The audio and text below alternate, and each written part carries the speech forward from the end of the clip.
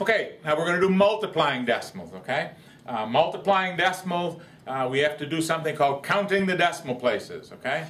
So let's look at a multiplying decimal problem. If we have 2.5 times 0.4 equals what, okay? Well, the first thing we're going to do is to set that up like a regular multiplication problem, keeping everything flush to the right, okay?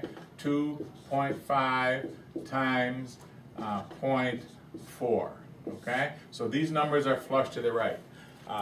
When you multiply decimals, there's a different rule for what you do with the decimal point. You do not just bring it straight down, okay?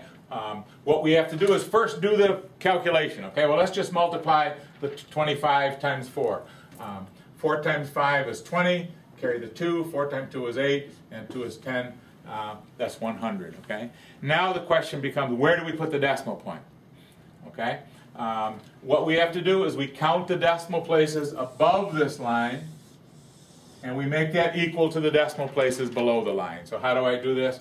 You make a little loops like this, okay? This number has one number after the decimal point. I'll put a little 1 out there. This number has one number after the decimal point. 1 plus 1 is 2. So there's a total of 2 decimal places above the line. The answer also has to have 2 decimal places. The answer is below the line, okay? I put those in by counting backwards now from the right side, okay? 1, 2. I put the decimal point here. Now this one has 2 decimal places, and the ones on top have 2 decimal places. So the answer is 1.00. Okay? You've got to count the decimal places above the line and put that many in below the line. Okay? And notice that the decimal point doesn't come straight down.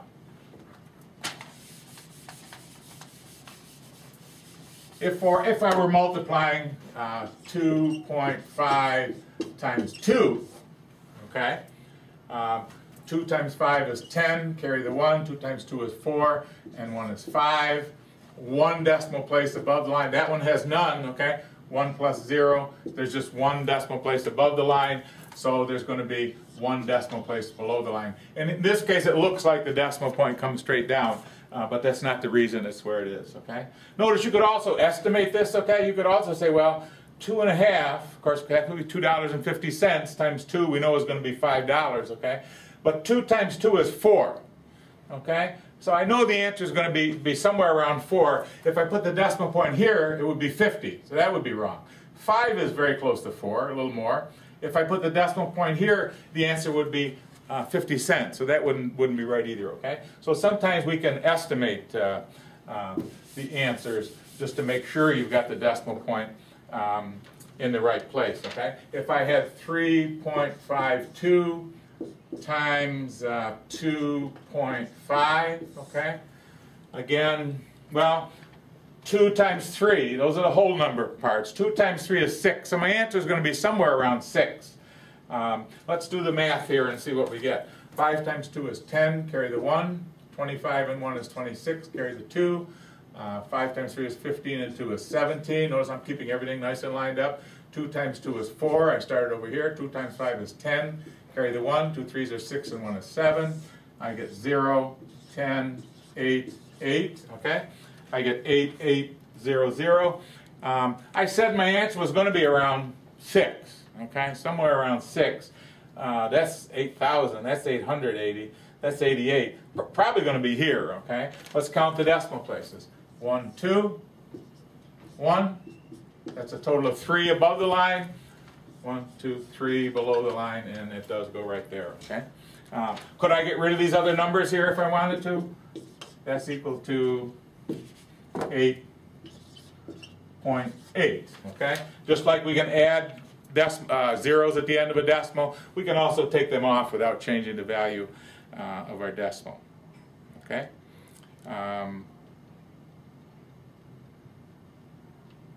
Okay, I think that's all for multiplying decimals. Okay, now let's take a look at dividing decimals. Okay? If we had 4.22 divided by 2, okay, first thing I'm going to do is put it in a division box. The first number goes in the box, 4.22 divided by 2. And as long as this is a whole number, as long as it doesn't have a decimal point out here, all we have to do is float that decimal point right up into the answer here, and then divide correctly, okay? 2 goes into 4 twice. 2 times 2 is 4. We subtract. We bring down the 2. 2 goes into 2 once. 1 times 2 is 2. We subtract. We get 0. We bring down the other 2. 2 goes into 2 once, twice, and no remainder, okay? So simple rule for dividing decimals. All you have to do is float that decimal point right up into the answer, okay? What if we had a problem like this? Okay.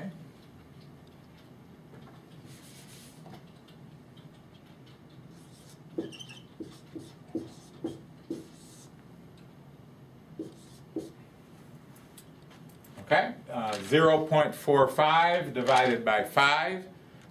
Well, again, this is a whole number, so we don't have to worry about it. We just float this decimal point right up into the answer, okay? And we're going to start dividing. 5 doesn't go into 0. 5 goes into 4, okay? So our first number is going to be above that 4, and then another number above the 5 here. 5 goes into 4 how many times? Well, it doesn't go even once, so we have to put a 0 up here. We have to fill that space up, okay? Now we can go on, and 5 times 0 is 0. We subtract, we get 4. We bring down the 5, and 5 goes into 45 9 times. 5 nines are 45.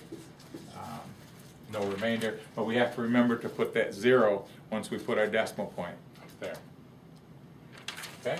What if we had a problem like this? What if we had 0.5, 5/10 into 7.45. Okay, notice when I do division, I write big. I keep the numbers separated from each other so they won't get all crowded together. You're going to do the same thing on your scrap paper. Okay, transfer it to scrap paper. Write bigger than the problems are on the page, and try to keep them nice and neat and nice and straight. Okay. Well, here's a situation we have where we have a decimal point in the number we're dividing by. All we have to do is change this to a whole number by moving it all the way to the right. Okay. In this case, we just have to move it one place to the right. I'm going to cross it out, put a little loop, move that decimal place one place to the right. Okay.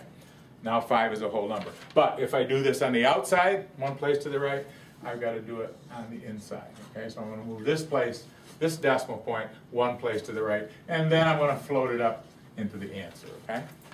So you have to add this one little extra operation for a problem where you have where you're dividing by a decimal. Okay, so now let's do it. 5 goes into 7 one time. 1 5 is 5. Remainder is 2. I bring down the 4. 5 goes into 24 4 times. 4 5s are 20. I get 4. I bring down the last number. 5 goes into 45 9 times. The decimal point is in the right place. And the answer is going to be 14 and 9/10. Okay, so remember our decimals, the rules for adding, subtracting, and multiplying, dividing. For add and subtract, just line up the decimal points, okay? Line up the decimal points. For multiplication, we've got to count. Count places above the line and put that many in below the line, okay, for multiplying decimals. Dividing decimals, just float that decimal point right up into your answer, okay?